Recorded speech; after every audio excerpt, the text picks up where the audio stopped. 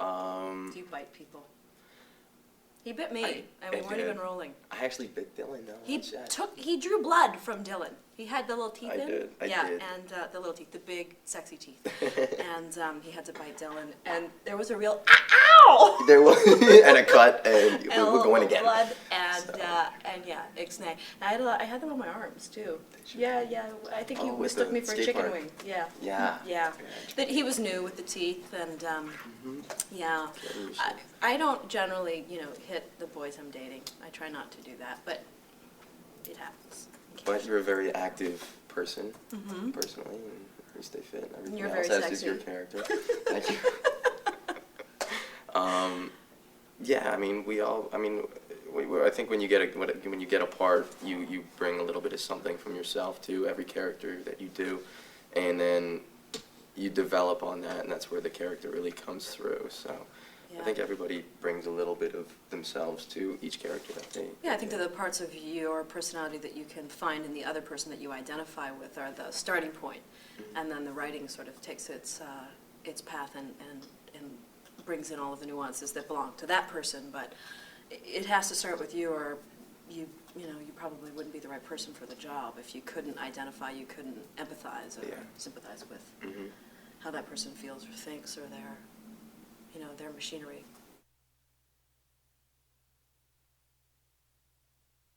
It actually, it could have required cosmetic surgery had we gone for it. The teeth are actually quite pokey. So Kyle's developed a fantastic trick of kind of popping them out beforehand because it would just get messy, which not necessarily. Yeah, he's very slick. Our Kyle is very slick. Yeah, kind of pop them out with your teeth. We found it, of course, the hard way when we knocked teeth the first time around. Went in a little too fast. We were very eager about it. We were keeners. We went a little too fast, and I think we clanged smiles, and then one of his teeth popped out. And really, you don't want to be chasing that around the set. And then he's got one fang, and that's not hot, so we take them out. It's like, Yeah.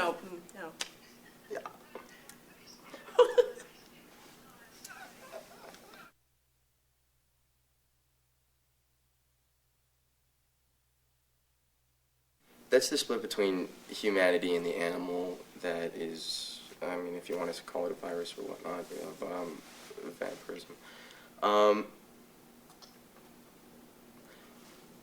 There's something about humanity, and I mean, just in my perspective, and the way I looked at my character, of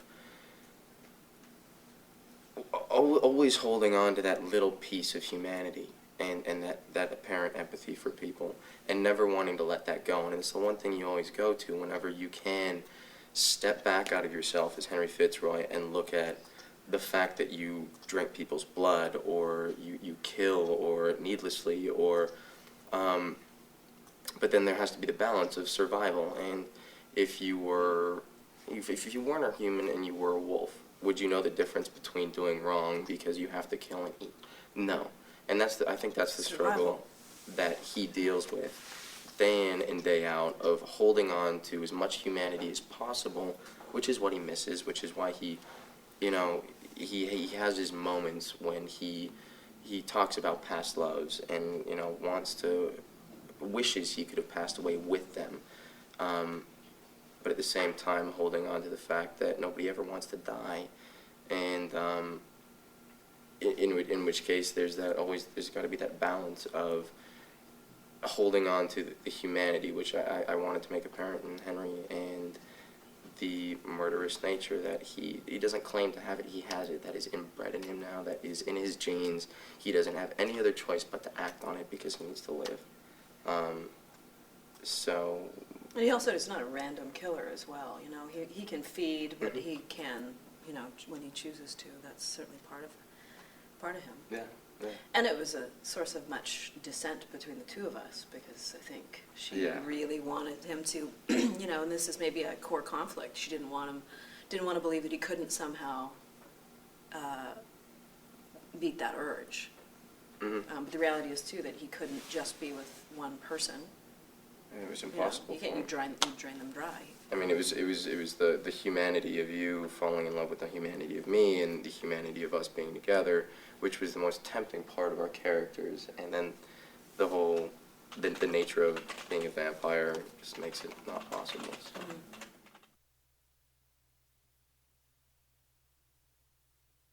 You know, I did a few that they didn't start out to be comedies, but by the time it was all said and done, they were pretty funny.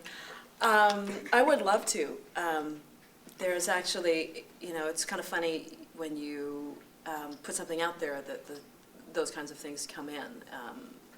Once, you know, I love deep, dark drama, and I love cop shows and procedural shows. I would love to do a comedy. I'd love to do, you know, depending on where we're at with this show, I mean, I'd love to do a single camera comedy. I'm not personally well suited to sitcoms. I don't know.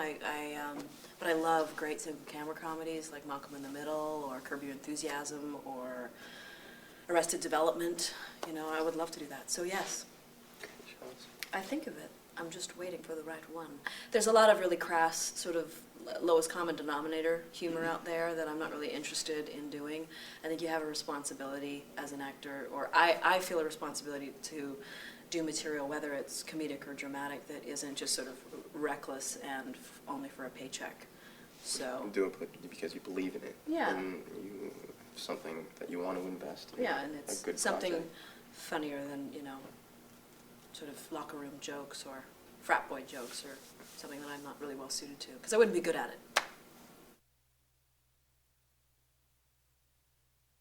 My character drew me to Blood Ties. Our pilot script was fantastic. Yeah. There was just so much left that was just the imagination, and there's so many different areas where you could go with the following episodes, and we'd been picked up for 22, and you know, where you can go with 22 episodes is incredible. And I mean, my character had so much depth, and the producers that we had met in our sessions were just so easy to work with and so open to ideas, and they were a creative team that was just had an imagination that just went on and on and on and on, and that's what drew me to Blood Ties. Yeah.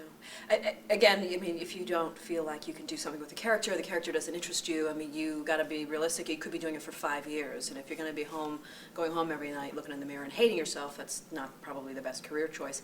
It got cemented for me when we came in to test for the show, and they paired all of us up together in different groupings. You know, there was 3 Vickies, there was 3 Mikes, and 3 Henrys, and they sort of swapped us around and mixed and matched, and there was just something in the room immediately when we got together, and when Dylan and I got together, and then when the 3 of us, and it was good with all of them, because you don't get to that level of the audition process and everyone isn't equally, you know, really talented, but there's a funny little alchemy that happens between the right actors, and I was like, okay, if I get to work with those 2, I'm in. Yeah. This is the show I want to do, is with these 2. Yeah, it was really obvious when we got in that room. It was obvious to us, and thankfully it was obvious to the powers that be, or it would have been a really different show. Thanks, Barb.